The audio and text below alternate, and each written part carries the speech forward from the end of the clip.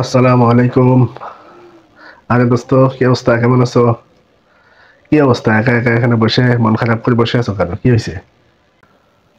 বলো এবার কি হয়েছে যার জন্য এভাবে মন খারাপ করে বসে আছো? আর কইস না দোষ। এক বড় ভাইয়ের মনে বহুত কষ্ট দিচ্ছে, বহুত অপমান করছে। এর লেগে মনটা খারাপ করে বেড়ে রয়েছে।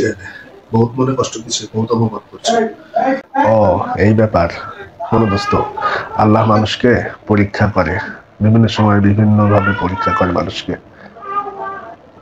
আল্লাহ আজকে তোমাকে কষ্ট দিছে একজনের দ্বারা, হয়তো তোমাকে পরীক্ষা করার জন্য। তোমার ধৈর্য কেমন সেটা আল্লাহ পরীক্ষা করার জন্য হয়তো তোমাকে কষ্ট দিছে আরেকজনের দ্বারা। এমনও হতে পারে যে কষ্ট দিছে তোমাকে তাকে হয়তো ধ্বংস করার জন্য। আর যদি তুমি হিংসাত্মক ভাবে দোস্ত তার প্রতি যদি আবার অন্যায় অবিচার করো, তাহলে তুমিও ধ্বংস। আর যদি তুমি ধৈর্য ধারণ করতে পারো, সবর করতে পারো, তাহলে আল্লাহ তোমাকে সম্মানিত করতে পারে। সেটা দুনিয়া পারে, আখিরাতও পারে। এমনকি আল্লাহ পাক দুনিয়া আখিরাত দুই জায়গায় তোমাকে সম্মানিত করতে পারে। ধৈর্য ধরতে হবে তোমাকে। আল্লাহর পরীক্ষা। কারণ কষ্ট, সম্মান, অসম্মান সবকিছুর মালিক আল্লাহ। আল্লাহ চাইলে সবকিছু করতে পারে। জি হ্যাঁ, আল্লাহ চাইলে সব করতে পারে।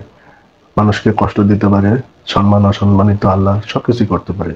আল্লাহ পাক কাকে কোন পরীক্ষায় ফেলবে আল্লাহ ভালো জানেন। আমাদের কাজ হচ্ছে শুধু ধৈর্য ধারণ করা, কাউকে কষ্ট না দেয়া, কাউকে ইচ্ছাকৃত ভাবে অসম্মানিত না করা। মনে রাখবেন, মানুষ কষ্ট দেয়, আল্লাহ প্রশান্তি দেয়। মানুষ অসম্মান করে, আল্লাহ সম্মানিত করে। তাই মনে রাখবেন, ক্ষমতার বড়াই কখনো করব না, ক্ষমতা কখনো দেখাবো না, কাউকে ইচ্ছাকৃতভাবে কষ্ট দিব না, কাউকে অসম্মানিত করব না। আল্লাহ আমাদের সবাইকে তৌফিক দান করুন। আমিন। আমিন। ভিডিওটি যদি ভালো লেগে থাকে তাহলে লাইক, কমেন্ট এবং শেয়ার করে দিবেন।